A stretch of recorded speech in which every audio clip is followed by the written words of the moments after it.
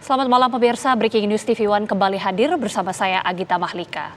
Pemirsa, tak hanya TNI Polri, Badan Intelijen Negara sejak hari pertama gempa Cianjur turun langsung mendirikan posko darurat untuk membantu para korban gempa. Dan pemirsa, kita telah terhubung dengan Deputi Komunikasi dan Informasi BIN dan juru bicara BIN, Bapak Prabawa Aji. Selamat malam, Pak Aji. Selamat malam, Mbak Agita. Pak Aji, kita tahu bahwa selama beberapa hari terakhir ini markas besar BIN ini tentunya sudah mendistribusikan sejumlah bantuan kemanusiaan untuk para korban gempa Cianjur. Seperti apa sejauh ini Pak yang sudah didistribusikan oleh BIN? Terima kasih Mbak Agita. Sebagaimana tugas kami, ini perintah dari Direksi Pimpinan Bapak Kepala BIN, Jenderal Polisi Purnawirawan Budi Gunawan. Kami dari hari pertama sudah memasang tenda. Jadi hari pertama kami sudah langkah cepat karena kami berada di lini terdepan, sehingga bagaimana kami memberikan yang terbaik kepada rekan-rekan, kepada saudara-saudara kita yang mendapat musibah. Kami sampai hari ini telah menyampaikan, mendistribusikan bantuan, dan pada hari ini juga kami berupaya mengunjungi daerah yang terisolir atau terpencil. Tadi bahkan kita harus naik motor karena jalannya sempit. Kemudian kami juga membawa tim dokter untuk melakukan pengecekan kesehatan. Kebetulan di posko Badan Intelijen Negara yang kami gelar di Desa Citendil, Kecamatan Sugenang, kami hari ini secara total ada pengungsi itu 302. Kami setiap hari memberikan coding, baik itu makanan ringan maupun makanan yang rutin. Dan kami hari ini juga tadi kami menyiapkan, sedang membangun juga MCK. Kebetulan kami mendapat bantuan dari PUPR, ada 7 MCK, kemudian dari kami ada 5, yang 2 dari BUMR. Nah, berkaitan dengan memberikan pelayanan pada rekan-rekan yang menjadi korban musibah gempa, dalam rangka membuat kenyamanan dan adik-adik kita yang masih kecil-kecil, hari ini juga kami menggelar kegiatan trauma healing. Kami bekerja sama tadi sama-sama dengan adik-adik Mapala dari Banten, dari Jabodetabek dan Jawa Barat. Tujuannya adalah kami memberikan yang terbaik pada adik-adik yang kecil-kecil agar tidak trauma terhadap musibah bencana ini, karena adik-adik yang kecil-kecil tentunya melihat saudaranya, melihat temannya, kemudian juga melihat tetangganya yang kena musibah bahkan meninggal dunia, sehingga di benak pikirannya adalah ketakutan. Nah, ini yang kami mencoba untuk bersama-sama membangkitkan semangat, kemudian rasa kekuatan, sehingga kami ajak bermain game, lomba makan kerupuk dan sebagainya. Itu tujuannya.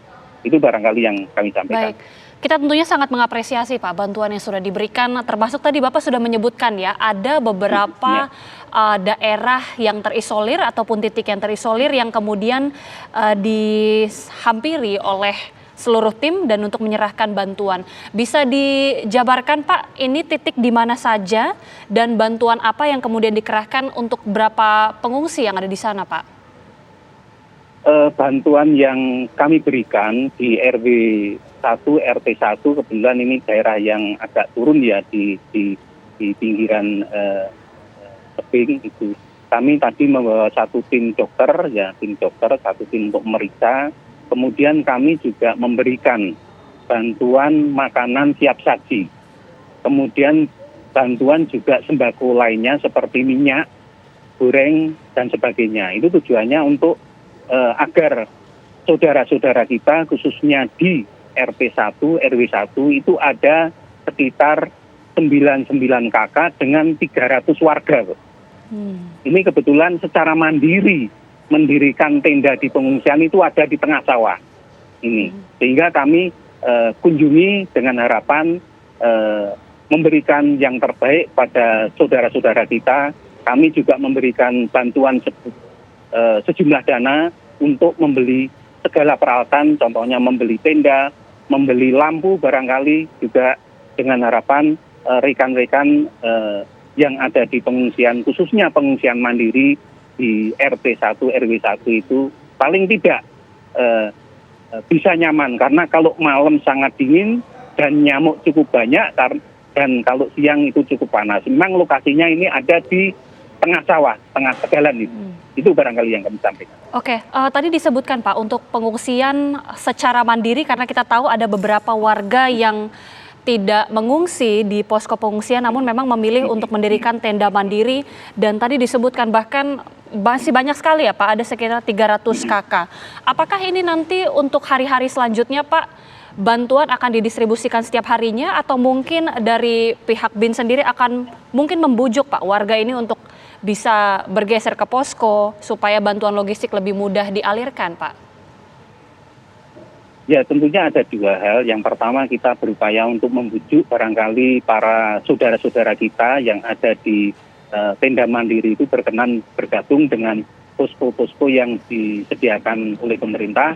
Yang kedua, tentunya kami akan berkoordinasi dengan jajaran pemerintah daerah di sini, paling tidak untuk memberikan pelayanan. Yang diutamakan adalah pelayanan kesehatan yang dikeluhkan. Kalau untuk kebutuhan saya kira dengan standar minimal sudah siap. Hanya memang pelayanan kesehatan yang belum terjangkau menurut keluhan, dan kami juga tadi ditemani oleh Ibu Kepala Desa mendampingi kami terus di lokasi.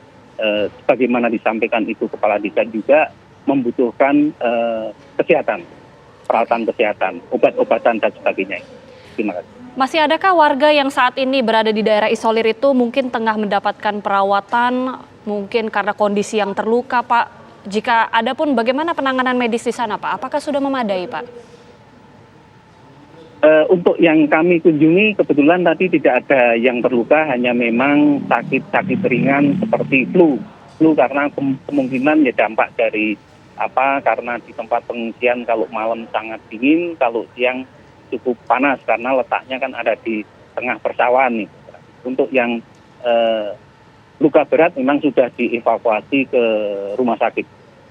Oke. Demikian. Masih adakah warga di sana yang mungkin melaporkan, Pak, ada anggota keluarganya yang hilang atau memang mereka memilih untuk memang bertahan di sana karena tidak ingin berpindah lokasi? Kalau khusus di lokasi yang kami kunjungi tadi tidak ada penyampaian keluarga yang hilang. Memang kondisi di lapangan rumah banyak yang rusaknya kategori berat, dan menurut Ibu Kepala Desa tadi sedang dilakukan pendataan mana yang masuk kategori berat, mana yang masuk kategori rusak menengah, dan mana yang masuk kategori rusak ringan. Demikian. Untuk yang perlu perawatan sebenarnya sudah dirujuk di rumah sakit pemerintah. Demikian. Oke, tadi Bapak juga sempat menyebutkan bahwa ada posko yang sudah didirikan juga, bahkan sudah ada sebanyak 302 pengungsi ya Pak, dan ini sudah disediakan sejumlah bantuan. Masih cukupkah itu Pak untuk mengakomodir berbagai kebutuhan atau areanya memang sudah mulai terbatas atau masih terkendali Pak? Masih cukup secara Mbak, karena kami sekarang sudah ada 5 tenda, ada 3 tenda ukuran besar, itu memuat satu tenda itu memuat sekitar antara 60 sampai 75, kemudian ada 2 tenda kecil itu memuat antara 30 sampai 40. Kami juga malam ini ada tim dari Medical Intelligence yang membawa tim dokter, perawat, dan krunya, serta membawa obat-obatan yang diperlukan oleh para pengungsi malam ini tiba di tempat pengungsian. Oke. Demikian. Kebutuhan apa yang saat ini mungkin masih diperlukan oleh para warga atau pengungsi yang ada di sana Pak? Kita tahu ini sudah 3 hari, tentunya banyak kebutuhan yang sudah mulai menipis Pak. Ya. Saya kira kalau pengungsi pada umumnya itu saya kira obat-obatan, Pak. Obat-obatan seperti minyak angin dan sebagainya itu sangat diperlukan. Kemudian juga obat-obatan, obat batuk, obat demam itu sangat diperlukan. Nah, untuk khusus di pengungsi di tempat kami pada saat gelombang pertama kami sudah memberikan bantuan, termasuk memberikan selimut. Itu ada 200 selimut yang kita bagikan. Kemudian malam ini juga datang lagi sekitar 100 selimut yang dibawa tim medical intelligence. Kalau masalah dukungan logistik saya kira mencukupi untuk 7 atau 10 hari ke depan. Nah, setiap hari tentunya saudara-saudara kita yang ada di posko BIN itu sudah tersaji rutin makan pagi, makan siang, makan sore, dan ada makanan dan minuman ringan itu kami sediakan. Jadi tidak ada di posko BIN itu tidak ada yang kurang. Jadi tercukupi semuanya. Oke. Demikian. Tadi Bapak menyebutkan bahwa untuk pemberian makanan ini dalam sehari ini berapa kali, kemudian seperti apa untuk teknis pemberian makanan ya Pak? Apakah disediakan dapur umum atau memang distribusi bantuan makanan kaleng atau mie instan? Kita di posko tersedia bahan makanan semacam mie instan, makanan-makanan ringan. Nah, kebetulan di posko kami ada tim yang memasak, itu relawan juga dari warga setempat, warga desa Cicembil yang masak. Jadi pada saat masak tentunya itu sudah kita siapkan, tidak ada yang berebut, semua rapi, tertata rapi, baik dari setiap tenda itu tertata rapi, sehingga tidak ada yang berebut, tidak ada yang kurang, semua terpenuhi. Mbak Sagita, itu saya kira. Oke, berkaitan juga dengan kebutuhan air bersih Pak, ini beberapa kali informasi yang kami dapatkan dari rekan-rekan, sanitasi ini menjadi salah satu hal yang krusial dan juga kendala karena air bersih sangat terbatas. Ketersediaan di posko seperti apa Pak sejauh ini? Kalau ketersediaan di posko hari ini kita sudah mendapat bantuan dari PUPR, ada 2 tangki. Kemudian untuk MCK kita membangun ada 7 MCK.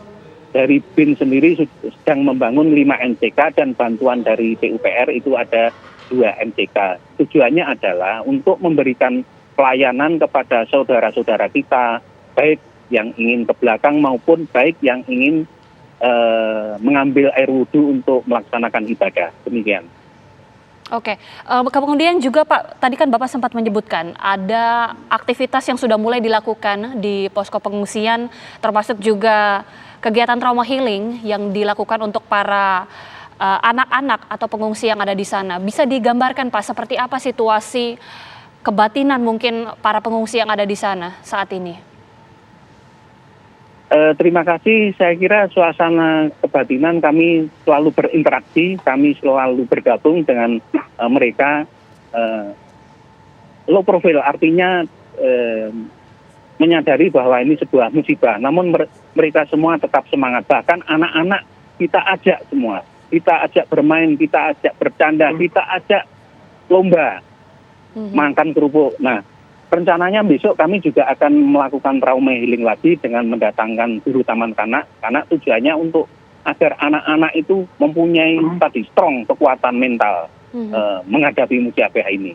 Kemudian juga kami merencanakan dengan Pak Kabinda Jawa Barat untuk melakukan door to door, melakukan pengecekan kesehatan terhadap saudara-saudara kita yang tertimpa musibah, terutama di daerah-daerah yang selama ini belum terjangkau, artinya di daerah terisolir. Nah, ini kami merencanakan ke depan seperti itu sehingga kami bisa memberikan yang terbaik kepada masyarakat, karena sesuai dengan Undang-Undang Intelijen bahwa Badan Intelijen Negara itu adalah harus tampil di lini terdepan, memberikan yang terbaik kepada bangsa negara maupun kepada warga masyarakat Indonesia, tidak terkecuali. Demikian, Mbak. Ya, karena tentunya kita tahu Pak, banyak warga ataupun pengungsi yang saat ini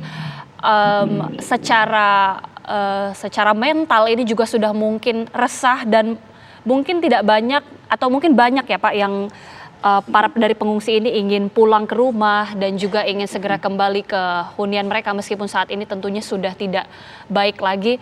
Bagaimana kemudian dari tim ini bisa terus mengawal dan juga meyakinkan para pengungsi ini agar tetap bertahan, karena tentunya kita tahu situasi masih belum kondusif, bahkan masih banyak gempa susulan ini yang terjadi. Betul. Ya, terima kasih. Memang apa yang disampaikan Mbak Sagita benar, siang tadi aja berapa kali gempa susulan, bahkan sekitar jam 1 cukup terasa sekali guncangannya keras. Nah, dalam rangka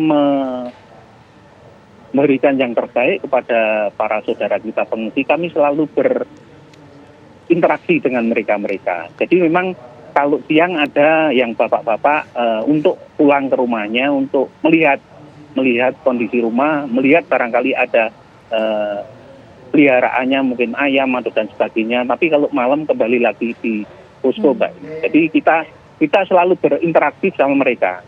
Selalu, karena kami ada tim juga, tim lengkap dari kami dari pusat, dari Mabes maupun dari Pindad Jabar. Kami selalu berinteraksi, kemudian kami selalu berkomunikasi dengan mereka. Demikian. Baik, kita tentunya sangat mengapresiasi dan semangat terus untuk seluruh tim yang saat ini masih terus berjaga dan memberikan bantuan kepada para pengungsi yang berada di Cianjur. Terima kasih Bapak Prabawa Aji, Deputi Komunikasi dan Informasi BIN, juru bicara BIN sudah bergabung bersama kami di Breaking News TV One. Semangat terus dan selamat bertugas kembali, Pak. Terima kasih Mbak Sagita, selamat malam dan tetap semangat untuk NKRI. Terima kasih Bapak. Terima kasih.